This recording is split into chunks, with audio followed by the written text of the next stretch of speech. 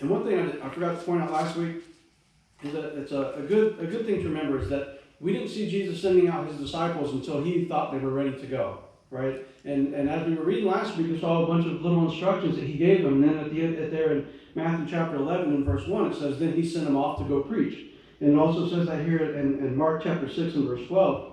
But he sent them off to preach. And notice he didn't send them off when he thought they weren't ready. He didn't send them off when in their timing. Right? There's so many times I hear so many excuses when people say, well, I don't think I can do that, or I'm not ready to serve the Lord in that capacity. That's not up to you, right? The Lord gets you ready for what you're going to be doing, and then he sends you off, whether you think you're ready or not, right? And we have to trust his judgment and his wisdom more than we trust our own. That's a very important thing. I've seen, I've known of guys that have their master's and doctorate degrees in some kind of biblical studies, and they will say things like, well, I just don't think I'm ready for this. I don't think I'm ready for that. And we're like, well, when are you going to be ready? It's not really up to you. It's up to the Lord.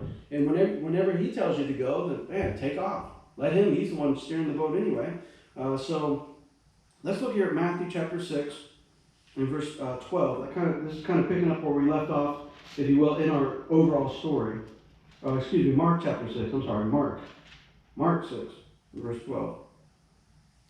It says, so they went out and preached that people should repent. And they cast out many demons and anointed with oil many who were sick and healed them. Right? So that's kind of where we left off last time. So Jesus sends them out. And now in verse 14, it says, now King Herod heard of him, for his name had become well known. He's talking about Jesus. And he said, John the Baptist is risen from the dead, and therefore these powers are at work in him. Others said it was Elijah, and others said it is the prophet, or like one of the prophets. But when Herod heard, he said, this is John, whom I beheaded.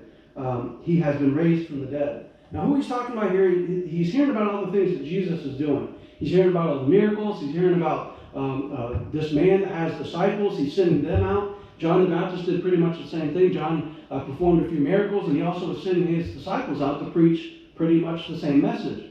So Herod is looking at it saying, hey, didn't I kill this guy?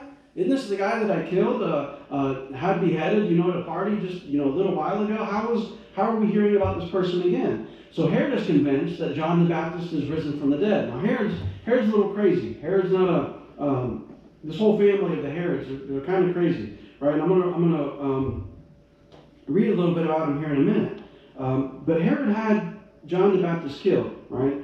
Now, one thing we're going to see here in the story today is that, we just talked about the persecution of Christians. Why are Christians persecuted? And we're going to do a little bit more of that today with why did Herod have John the Baptist killed? What did John the Baptist do to Herod to deserve death, if you will, right? Or what did John the Baptist do to cause people to hate him so much that he would be put to death, right? We're going to see that today. One of the biggest reasons that Herod here is afraid again of John the Baptist because he feels guilty. That's one reason, right? One thing I've noticed, if you're very vocal about your Christianity, or that's just how the Lord has put it on your heart to be, or I've noticed this a lot as a preacher, is that sometimes when you come walking up and they know the preacher's coming, they'll say, oh, be quiet, the preacher's coming. They don't want to know you. I see this a lot in the hospital. And they kind of joke with me now. I've been there over a year now, so they kind of, it's fine. Don't, clean up your language, the preacher's coming, and they know I don't sit there and point people out. But one thing that people always say that in jokes, sometimes there's a little sliver of truth, right? Because one thing that happens when the preacher comes walking up, a lot of times, for whatever reason, people just feel guilty and they feel like they need to church things up a little bit. I mean, it is what it is. I mean, I don't like that necessarily. But I've been in that same boat. I remember when I was a kid, I was looking at these comic books, and I remember the preacher come walking up, and I didn't know if he was going to approve of or not. I didn't know. But he came walking up, so of course what I do, I hurried up, sat up real straight, and put everything away and things like that. You just, for whatever reason, you just feel like you need to be better, or be something more. And it was the same thing with Herod and John the Baptist. Whenever John the Baptist came around, Herod was all of a sudden feeling like, man, I need to fix something. I need to do something better. But Herod was living in sin already. Now, there's an interesting phenomenon about that, about people that dislike Christians because they make them feel that way.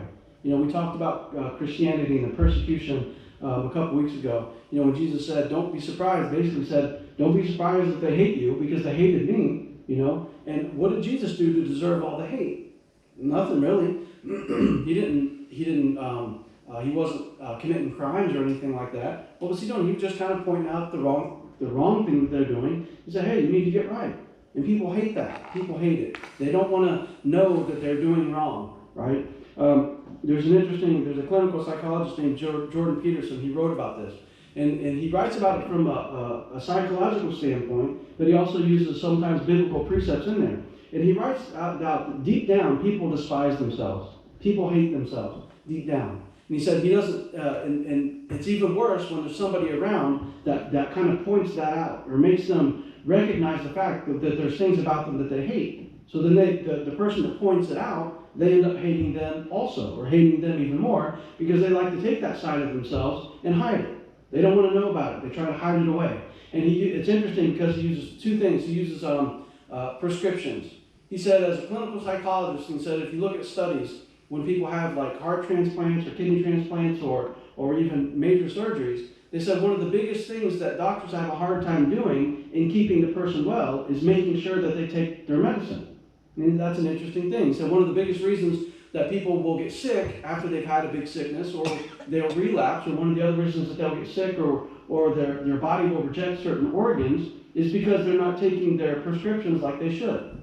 Right? So he delves way down deep into this. And why do people do that? Because if these same people had a dog that was sick and had to take their prescription, you better believe they're going to make sure that dog takes that prescription on time, within the minute, every single day. They'll put out $1,000 to make sure their dog is healthy. But why won't they take that same care for themselves? That's his question, and that's interesting. They'll miss their prescriptions. They'll get sick. They won't. If they're told to make sure they're drinking a lot of water, they'll do it for a couple of days and they'll stop. They just won't care for themselves the same way. And he says because deep down they despise themselves. There's something about themselves that they absolutely hate, and they don't like bringing that to the forefront. Right? And I'm going to add on to the story a little bit. And he says it goes all the way back to the Garden of Eden. Well, what happened in the Garden of Eden after Adam and Eve sinned? They hid from the Lord. Not only did they hide from the Lord, but they covered themselves up. What was it about themselves that they felt like they needed to hide from the Lord? And so he takes that and he just greatly expounds on it, that deep down people just despise themselves. And it's interesting. And when somebody comes along and starts kind of exposing that side of themselves that they hate, or makes them feel like that side of themselves is exposed, man, it makes them lash out. It makes them makes them dislike that person greatly. And it's a really interesting psychological study. It's a long one too. I just kind of gave a very brief points about it. But then, so now we get back to the point. Now Herod he's scared. John the Baptist is alive again. Why is he scared? Because he feels guilty. Right? We're going to see that in the story here. It's like, man, John is back, and what in the world? He feels guilty about everything. Let's look at verse 15. So people are saying this is Elisha, or this is Elijah. Others said it's a prophet, or one like the prophets. But when Herod said, he said, this is John whom I beheaded. He has been risen from the dead. For Herod himself had sent and laid hold of John and bound him in prison for the sake of Herodias, his brother Philip's wife. He had married her. Oh, there it is. There's what Herod feels guilty about, right? Herod feels guilty that he married his brother's, this is actually his stepbrother's wife. It says, because, why? Because John in verse 18 had said to Herod, it is not lawful for you to have your brother's wife. So now we're getting into there. Now we're seeing what's up with Herod. Why he didn't like John the Baptist a lot. Let's put it that way. Why he didn't want to have John the Baptist coming around again, because he felt guilty. Now, the family of Herod, a little bit of historical knowledge for you. The family of Herod, they were all messed up. They were a real messed up family. Herod the Great, who was the Herod or the king when Jesus was born, he was the same Herod that said, he inquired of the wise men, hey, tell me where the baby Jesus was born at, because I want to go visit him. But what was he actually doing? He was paranoid that this new Jesus being born was going to come take the throne. So what did he say? Have all these babies 2 and under need to be killed. Remember that, right? Have them all killed. So that was Herod the Great. Herod the Great was a interesting character. History tells us that he was about 4 foot 9 inches. He's really, really short guy. But then he built all these huge monuments. He's built these big statues, big fortresses, big everything, right? And that's who Herod was.